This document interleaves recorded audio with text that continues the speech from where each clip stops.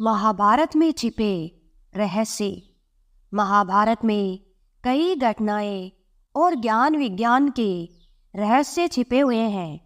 महाभारत का हर पात्र जीवंत है, चाहे वह कौरव, पांडव, कर्ण और कृष्णा हो या धृष्टद्युम्न, शल्य, श्रीखंडी और कृपाचार्य हो। महाभारत सिर्फ योद्धाओं की गाथाओं तक ही सीमित नहीं है। महाभारत से जुड़े श्राप, वचन और आशीर्वाद में भी रहस्य छिपे हैं। दरअसल महाभारत की कहानी युद्ध के बाद समाप्त नहीं होती है, बल्कि महाभारत की कहानी तो युद्ध के बाद शुरू होती है। माना जाता है कि वर्तमान युग महाभारत की ही देन है। महाभारत को हिंदू धर्म का 5वां वेद कहा जाता है। तो आइए जानते हैं महाभारत के अनसुने रहस्यों के बारे में। पहला रहस्य, गांधारी के 99 पुत्र थे तो कौरव 100 कैसे कहलाए। आप सभी ने भी सुना होगा कि कौरव 100 भाई थे, लेकिन गांधारी ने धृतराष्ट्र के केवल 99 पुत्रों को और एक पुत्री को जन्म दिया था, और कौरवों की उस इकलौती बहन का नाम दुशाला था, जबकि कौरवों का एक भाई युयुत्सु एक दासी का पुत्र था। और इस प्रकार कौरव, युयुत्सु और दुशाला के साथ 100 भाई और एक बहन थे। युयुत्सु ने महाभारत का युद्ध पांडवों की ओर से लड़ा था। युयुत्सु ने ही कौरवों को चौसर के खेल में द्रौपदी का अपमान करने से और वस्त्र हरण करने से रोकने के लिए बहुत प्रयास किया था। दूसरा रहस्य, क्या सच में महर्षि वेदव्यास महाभारत के लेखक हैं? अगर मैं आप सबसे पूछूं कि महाभारत की किताब किसने लिखी थी, तो आप सबका जवाब होगा कि महर्षि वेदव्यास ने। लेकिन मैं आपको बता दूं कि यह एक अधूरा सच है। अब आप पूछेंगे क्यों? तो मैं आपको बता दूं कि महर्षि वेदव्यास ने महाभारत की कथा को सिर्फ बोला था, जबकि महाभारत का लेखन महादेव और पार्वती के पुत्र गणपति ने किया था। वेदव्यास कोई नाम नहीं, बल्कि एक उपाधि है जो वेदों के ज्ञान रखने वाले लोगों को दी गई थी। इससे पहले 27 वेदव्यास हो चुके हैं, जबकि वे स्वयं 28वें वेदव्यास थे। इसलिए उनका नाम कृष्ण द्व्यापन था।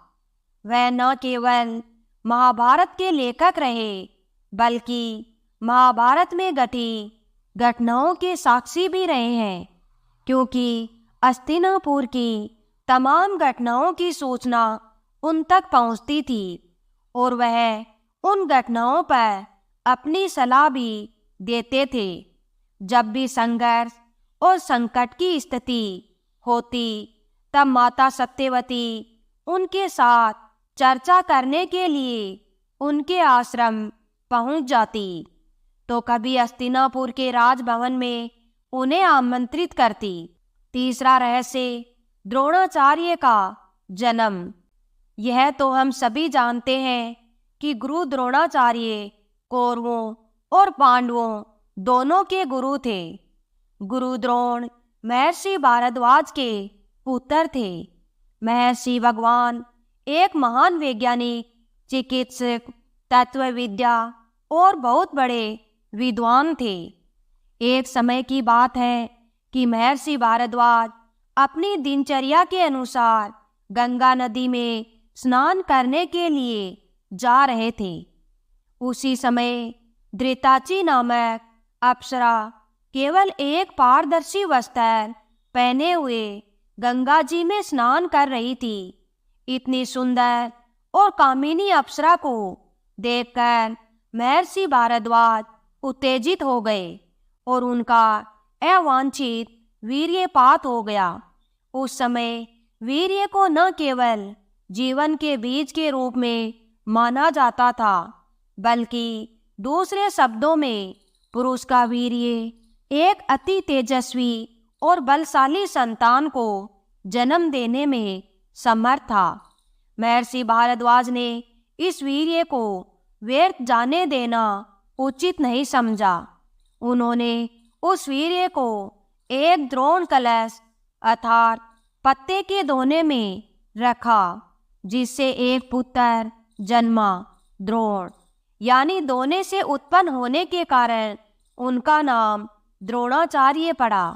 तो यह कह सकते हैं कि गुरु द्रोणाचार्य पहले टेस्ट ट्यूब बेबी थे, जिन्हें साइंटिस्ट अपनी बहुत बड़ी उपलब्धि मानते हैं। चौथा रहस्य, चित्रांगदा के घर कौन पैदा हुआ था? जब अर्जुन इंद्रप्रस्थ की ओर से मैत्री संदेश लेकर मणिपुर गए तो कुछ कारणवश अर्जुन और चित्रगंधा का विवाह हो गया। बाद में अर्जुन ने निराधार संदेह के कारण चित्रागंधा को उस समय त्याग दिया जब वह गर्भवती थी। तब चित्रागंधा ने ठान लिया था कि वो इस अपमान का बदला अर्जुन की प्राजय से लेगी, जिससे बभ्रुवाहन नामक पुत्र ने जन्म लिया। बाद में वह मणिपुर का राजा बना। उसकी माता ने बभ्रुवाहन को यह नहीं बताया कि अर्जुन उसका पिता है। और जब युधिष्ठिर ने चक्रवर्ती सम्राट पर अश्वमेध यज्ञ का आयोजन किया और उस अश्व को छोड़ दिया, तब अर्जुन उस अश्व के साथ गए थे। घूम फिर कर वह घोड़ा मणिपुर पहुंचा और मणिपुर का राजा यानी अर्जुन के पुत्र बभ्रुवाहन ने उस घोड़े को पकड़ लिया। लेकिन अर्जुन और बभ्रुवाहन एक दूसरे से परिचित नहीं थे। बभ्रुवाहन को देखकर अर्जुन ने कहा कि मैं इस समय यज्ञ के घोड़े की रक्षा करता हुआ तुम्हारे राज्य में आया हूँ, इसलिए तुम मुझसे युद्ध करो। जिस कारण बभ्रुवाहन और अर्जुन के बीच भयंकर युद्ध हुआ और अर्जुन वह युद्ध हार गए। बभ्रुवाहन ने अर्जुन का सर धड़ से अलग कर दिया और जब बभ्रुवाहन को अपनी माता से पता चला कि अर्जुन उसके पिता हैं, तो उसे आत्मग्लानि का अनुभव होता है और वह अर्जुन को जगाते हैं, जो मृतक के समान पड़े थे। बाद में भगवान श्री कृष्ण जी की कृपा से अर्जुन उठकर खड़े हो जाते हैं और फिर बभ्रुवाहन युधिष्ठिर के अश्वमेध यज्ञ में अपनी दोनों माता चित्रांगदा और उल्लवी के साथ शामिल होता है। पांचवा रहस्य, आखिर क्या है अश्वत्थामा के आज तक जिंदा होने के पीछे की असली वजह? इसके पीछे एक बहुत बड़ी वजह है। बहुत से लोगों को लगता है कि अश्वत्थामा को अभी भी जीवित मानना एक अंधविश्वास है, क्योंकि अगर कोई व्यक्ति 5000 साल पहले पैदा हुआ था तो वह आज तक जिंदा कैसे हो सकता है? इस तरह के तर्क वही व्यक्ति कर सकता है जिसे ईश्वर पर या उनकी वाणी पर विश्वास नहीं। अश्वत्थामा के आज तक जीवित रहने का रहस्य बना हुआ है, क्योंकि भगवान श्री कृष्ण जी ने उन्हें महाभारत के युद्ध में युगों तक भटकने का श्राप दिया था। और अश्वत्थामा के जीवित रहने का उद्देश्य यह है कि जब कलयुग के अंत में भगवान कल की अवतार लेंगे, तब अश्वत्थामा धर्म की स्थापना में उनका साथ देंगे। अश्वत्थामा युगों से भगवान कल्कि की प्रतीक्षा कर रहे हैं। अश्वत्थामा के अलावा 6 महापुरुष और हैं जो कलयुग के अंत में धर्म की स्थापना में भगवान कल्कि के साथ होंगे। अर्थात वे इस कलयुग में सतयुग, त्रेता युग, द्वापर युग से अब तक जीवित हैं और वे सभी 8 पीढ़ियों से और दिव्य शक्तियों से संपन्न हैं। लेकिन ये महान दिव्य पुरुष किसी नियम या वचन में बंधे हैं और इन मनुष्यों की तरह वे भी आज इस कलयुग में रह रहे हैं। भगवान विष्णु के कल्कि अवतार द्वारा मोक्ष प्राप्त करने की प्रतीक्षा कर रहे हैं। छठा रहस्य, महाभारत में परमाणु बम। महाभारत के समय में भी परमाणु बम होते थे। तब शायद उन्हें ब्रह्मास्त्र के नाम से जाना जाता था। जब मोहनजोदड़ो की खुदाई की गई थी तो उसमें कुछ कंकाल मिले थे जिनमें विकिरण का प्रभाव था। अब सवाल यह उठता है कि क्या ब्रह्मास्त्र जो उस समय इतना विस्फोटक था वही परमाणु बम था? क्योंकि पुराणों में ऐसे प्रमाण मिलते हैं कि जब भी ब्रह्मास्त्र का प्रयोग किया जाता था पूरे ब्रह्मांड में एक तेज गर्जना सुनाई देती थी। हजारों उल्कापिंड आकाश से गिरने लगते थे। आकाश जल जाता था। ऐसा लगता था कि पृथ्वी पर भयानक भूकंप आया है। हवा तेज गति से बहने लगती थी। तो सोचिए कि आज के आधुनिक युग से महाभारत काल का समय कितना दूर था। 7वां रहस्य, 5 जन्य संघ क्या है? 5 जन्य एक अत्यंत दुर्लभ संघ है। भगवान श्री कृष्ण के संघ का नाम 5 जन्य था, जिसकी उत्पत्ति समुद्र मंथन के दौरान हुई थी। महाभारत में भगवान श्री कृष्ण जी अपने 5 जन्य संघ से पांडवों की सेना में जोश भर देते थे और इससे कौरवों की सेना में भय पैदा हो जाता था। इसलिए इस संघ को विजय और यश का प्रतीक माना जाता है। कहा जाता है कि यह 5 जन्य संघ आज भी मौजूद है। यह संघ हरियाणा के करनाल का बताया जाता है। कहा जाता है कि इसे करनाल से 15 किलोमीटर पश्चिम में कछुआ और बहौलपुर गांव के पास पाराशर ऋषि के आश्रम में रखा गया था, जहां से यह चोरी हो गया था। मान्यता के अनुसार महाभारत युद्ध के बाद भगवान कृष्ण जी ने अपना 5 जन्य संघ पाराशर ऋषि के मंदिर में रखा था। हालांकि कुछ लोगों का मानना है कि आज भी बद्री में श्री कृष्ण के इस संघ को सुरक्षित रखा गया है। 8वां रहस्य, इरावन की कहानी। अर्जुन के पराक्रमी पुत्र अभिमन्यु, जो अर्जुन की पत्नी और श्री कृष्ण की बहन सुभद्रा के गर्भ से उत्पन्न हुए, जिनके बारे में हम सभी जानते हैं। लेकिन अर्जुन के एक और शक्तिशाली पुत्र था जिसका नाम इरावन था।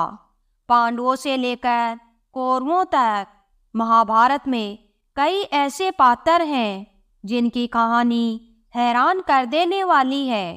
दिलचस्प बात यह है कि इस कहानी का हर पात्र किसी न किसी रूप में एक दूसरे से जुड़ा है और महाभारत के युद्ध में भी उसकी अहम भूमिका है। ऐसी ही एक कहानी है इरावन की। उस समय पांडव 12 वर्ष का वनवास और 1 वर्ष के अज्ञातवास के लिए निकले थे। तभी गंगा के तट पर उल्लवी की भेंट अर्जुन से हुई। नाग कन्या उल्लवी अर्जुन को देखते ही उन पर मोहित हो गई। उन्हें वह नागलोक में ले गई, जहां उल्लवी ने अर्जुन के समक्ष विवाह प्रस्ताव रखा और दोनों ने शादी कर ली और उन दोनों को इरावन नाम का एक बेटा हुआ। इरावन एक कुशल धनुर्धर और मायावी हथियारों का ज्ञाता था। इरावन के जीवन का एकमात्र लक्ष्य महाभारत के पवित्र युद्ध में अपने पिता अर्जुन का समर्थन करना था। महाभारत युद्ध में एक समय ऐसा आता है जब पांडवों को अपनी जीत के लिए माँ काली के चरणों में स्वेच्छा से अपना सर बलिदान करने के लिए एक राजकुमार की आवश्यकता होती है। जब कोई राजकुमार आगे नहीं आता तो इरावन इसके लिए स्वयं को समर्पित कर देता है, लेकिन वह एक शर्त भी रखता है कि वह अविवाहित नहीं मरना चाहता। अब संकट यह पैदा होता है कि अगर उसकी शादी किसी राजा की बेटी या आम महिला से होती है तो कोई भी पिता अपनी बेटी की शादी इरावन के साथ करने के लिए तैयार नहीं होगा, क्योंकि जल्दी वह काल के गाल में जाने वाला था। तब भगवान श्री कृष्ण जी स्वयं मोहिनी के रूप में इरावन से विवाह करते हैं। इसके बाद इरावन अपने हाथों से अपना सर माँ काली के चरणों में अर्पित कर देते हैं। इरावन की मृत्यु के बाद भगवान कृष्ण जी इस मोहिनी रूप में एक विधवा महिला की तरह कुछ समय के लिए उनकी मृत्यु का शोक मनाते हैं। यहाँ माँ काली प्रसन्न होकर पांडवों को विजय श्री का आशीर्वाद देती है और माँ काली इरावन की भक्ति को देखकर उन्हें फिर से जीवंत कर देती है। लेकिन महाभारत के युद्ध में इरावन को शहादत मिलती है।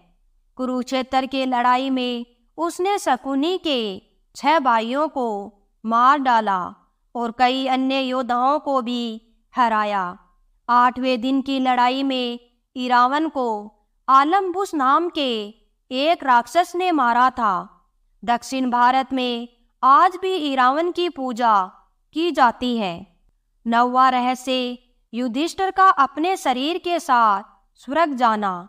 5 तत्वों से बने इस शरीर को मृत्यु के बाद हर इंसान को छोड़ना पड़ता है, लेकिन हम सभी जानते हैं कि इसका एकमात्र अपवाद पांडव पुत्र युधिष्ठिर थे। भले ही युधिष्ठिर धर्मराज का हिस्सा थे, उन्होंने अपना पूरा जीवन धर्म पथ पर बिताया था, लेकिन वे शारीरिक रूप से स्वर्ग पहुंच चुके थे, क्योंकि इसके पीछे एक रहस्य है। दरअसल यमराज को किसी श्राप के कारण धरती पर जन्म लेना पड़ा था और वह कोई और नहीं बल्कि विदुर थे, जो पृथ्वी पर यमराज का जन्म थे। और इसलिए जब विदुर ने अपने प्राण त्याग दिए थे तब उनकी आत्मा युधिष्ठिर के शरीर में शामिल हो गई थी, क्योंकि युधिष्ठिर धर्मराज के अंग थे और यमराज भी स्वयं धर्मराज है। यही कारण है कि अपने शरीर के साथ स्वर्ग में प्रवेश करने में सक्षम थे, क्योंकि यमराज स्वयं उनके साथ थे। युधिष्ठिर कुछ ही दूर चले थे कि उन्हें स्वर्ग ले जाने के लिए स्वयं देवराज इंद्र अपना रथ लेकर आ गए। युधिष्ठिर ने देवराज इंद्र से कहा कि मेरे भाई और द्रौपदी मार्ग में ही गिर पड़े हैं, वे भी हमारे साथ स्वर्ग चलें, ऐसी व्यवस्था कीजिए। तब देवराज इंद्र ने कहा कि वे सभी शरीर त्याग कर पहले ही स्वर्ग पहुंच चुके हैं, लेकिन आप सशरीर स्वर्ग जाएंगे। इस तरह से युधिष्ठिर सशरीर स्वर्ग गए।